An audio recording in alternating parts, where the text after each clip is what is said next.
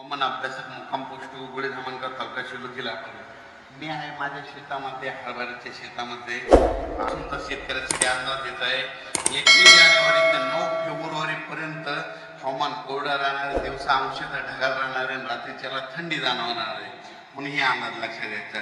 राज्यात एकंदरीत परिस्थिती बघितली तर राज्यामध्ये आता जवळपास 9 फेब्रुवारीपर्यंत हवामान कोरडं राहणार आहे, दिवसा ढगाळ राहणार आहे. म्हणून हे अंदाज लक्षात घेता. पण राज्यात एकंदरीत परिस्थिती बघितली तर आता सर्व शेतकऱ्याचा हरभरा काढणी चालू आहे, त्याच्यानंतर ज्वारीची काढणी चालू आहे, तूर देखील काढणं चालू आहे. मग शेतकऱ्यासाठी हा अंदाज देत आहे, कारण की राज्यामध्ये 9 तारखेपर्यंत हवामान विदर्भ आणि मराठवाड्यात कोरडं राहणार आहे आणि त्याच्यानंतर 10 तारखेला मात्र ढगाळ वातावरण येणार आहे, आभाळ खूप येणार आहे. म्हणून हे अंदाज लक्षात घ्यायचा. पण हे अंदाज कशामुळे देत आहे की कारण की काय होणार आहे, 10 तारखेला आभाळ आल्याच्या नंतर वारं सुटल्याच्यानंतर जे ज्वारीचं पीक आहे ते पडू शकतं, लोळू शकतं. म्हणून हे अंदाज व्यक्त करत आहे. आणि ज्यांची ज्वारी काढणे चालू आहे त्यांनी 10 तारखेच्या करून घ्यावे, कारण की पडल्याच्या नुकसान होत आहे आणि त्याच्यामुळे नुकसान होऊ शकतं.